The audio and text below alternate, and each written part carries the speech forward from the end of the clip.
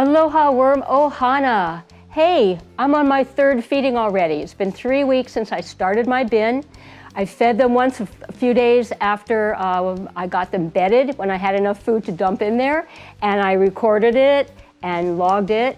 And second week, I moved to the other side of the bin and fed them quite a bit. And I think I did 4 pounds and I logged it, reported it. And now I'm on week 3. And let's take a look and see what's going on in here now. This was my first side. I fed them here the first time. The second time I fed them over here. Now the second time I had some pretty dense foods. I had some fresh banana peels. I had some raw eggplant, and I had some carrots. All those are pretty tough foods, and they take a little while to break down. Now they had a week to sit in there, and I was hoping they would break down a little and the worms would start munching over there. And let me take a look and see how far along they've come. So I'm going to pull back the paper and take a look. And yep, I see a lot of goopy banana and some goopy carrot, but no worms to be found. But they're hanging around. They're staging. They're underneath it. They're coming around the sides. So I know they're getting into it, but no, they're not into it yet. So don't be alarmed if you have some goopy food without worms in it yet. Sometimes with some of these more dense foods, it takes a couple weeks for them to break down. I'm going to give them the benefit of that whole 2-week period. So they've been sitting here for a week, slowly breaking down. Bacteria, for the most part, are the ones that are getting it to goo. As soon as it gets to goo, I know my wormies will be right in it. So that's probably going to happen over the course of this next week. So I'm not too worried that I still have some food on my second feeding side. The important part is, what's on my first feeding side? Did they eat up everything from a couple weeks ago? And the answer is, yeah, there's nothing left here at all. Oh, there's one banana stem, that's it. Okay, looks like they went through it pretty well. And I see my usual complements of ants and roaches and other little decomposer organisms that have come in here to help. But it looks like my worms ate completely through their original meal. And I feel pretty confident that they can handle 4.5 pounds. Even though there's still food in there rotting, I'm not worried. It's okay. You always want to have food in some stage of decay. You have to stay ahead of their feeding rate because it may be a lag of 2 weeks before the food in the bin is available to them. Remember, they have no teeth, no grinding mechanism. They have to wait for it to go to goo before they can suck it in. So there's going to be goopy food in your bin on the other side, and that's just fine. I feel that by the time I get back to that other side, it too will be gone, and they'll be munching on this. So let's see what I have for them this week. They got much more interesting stuff. I have a couple of rolls, which I'm going to break up. Remember, grains are terrific for them.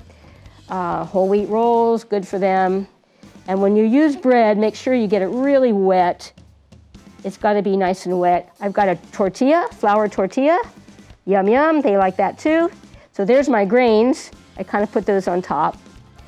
And then I have my usual bananas. I always have some bunch of banana peels. And I had a lot of greens this week, which they will appreciate because I've been giving them all this dense stuff. And greens, I've got a little bit of beans and vegetarian chili and rice. I've got a bunch of apples, bunch of salad trimmings. Let me just dump it. Oh, yay, that looks great. Okay, lots of light and delicious, nutritious foods, nice variety. You've noticed I've chopped up my apples. And if you want them to go through the food faster, chop it up finer. The finer you chop it, the more the bacteria have surface area to work on and can break it down faster, and it goes gooey quicker for the wormies. So it's a good idea to chop, and some people like to freeze it and thaw it. That will also help it break down. So I got my wormies fed. I'm going to put the old paper back on top. And it's really, I peeked a lot, so it's all torn up. I was peeking a lot this week to see what was going on. Everything seemed fine, but I really tore up my paper. So I'm going to put all the old paper back, and then I'm going to freshen it up with a batch of new paper, just to make sure all the food is covered and all the old stuff is covered up. So 4.5 pounds on my third feeding. Nice mix of fruits and veggies, a little bit of grains. And let me get a fresh batch of paper on there. Fluffy, fluffy, right? We always fluff our paper really, really well. So there's lots of single sheets, lots of surface area. Makes a really good microbial environment for all these critters that are helping to break down the food. Makes a great place for the worms to come and meet and greet, and gives them some cover, because as you know, they're photophobic, they don't like the light. They feel much more comfortable coming up to feed if you keep them covered. And then I'm going to squirt it down real good. Whoops! Make sure I have no pukas. Oh, that looks pretty well covered to me. And remember, it's perfectly okay to add paper during the week if poking around in there opens up your bed. You always want to keep it covered. Paper is a real neutral material, so feel comfortable putting in paper whenever you want. So I'm going to put the bin blanket on top so I can really squirt them, and squirt until it runs out the bottom. I'm going to flush that bed as I do every day.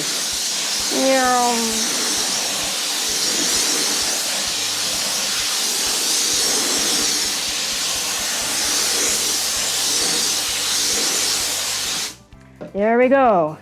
Flushing the bed, giving them nice cool, and getting all those grains nice and moist. I'm not afraid to flood that bin. As long as it is draining freely, they feel great in the moisture. So we're not going to do this every week. We're not going to do a 4th week feeding and a 5th week feeding, because I think you get the idea. We go from one side to the other, figuring it's going to take a couple of weeks for a lot of foods to break down, making sure that there's always some goopy food in the bin, staying ahead of their feeding rate. Now, this is where I can't help you, because every household has different food waste. Every batch of food you feed your worms is going to look different from everybody else's batch. It depends on the content, what it is, how you pre-prep it, whether you freeze it and thaw it, how much you chop it up, and so forth. So I can't tell you what to do. I can only tell you to use your judgment. You have to be observant and use common sense. That's all there is to it. If you find that food is not breaking down, that it's accumulating and getting really goopy after a week or two, then hold back, because you can overfeed them. Now, you know that they are stimulated to reproduce by the overabundance of food, but too much overabundance can cause a problem in the bin. If it ever stinks, you're definitely overfeeding. Your nose knows. So any terrible garbagey smell emanating from this bin, you're overfeeding. You have to watch them, see how they're processing the food. You want to see it disappear over time, always adding to it, staying ahead of them, but not getting so far ahead that it turns to sewage and goes anaerobic and kills all your worms. No, no, no. We don't want that to happen.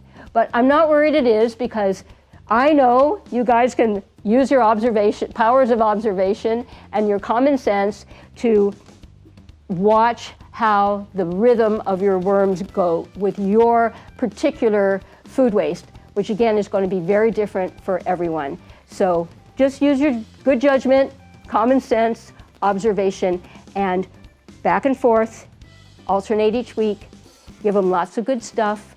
Our goal is to have a worm colony large enough to eat whatever you produce in your household. So we all started with a 1/4 pound. Some are going to have more worms sooner than others. You will stimulate reproduction by a little bit of overfeeding. So that's what we're working on now, is to be quite a bit ahead of them so they're stimulated to reproduce. So we're not going to talk about this much more. We're going to talk about a bunch of other really fun things like worm reproduction and the different kinds of worms, and a decomposer community, all those wonderful critters that help make this happen in your worm bin. So that was your 3rd feeding, okay? Got it? I know you do. Now go to your little computer or your phone and log in your data. Thanks, I'll see you next time.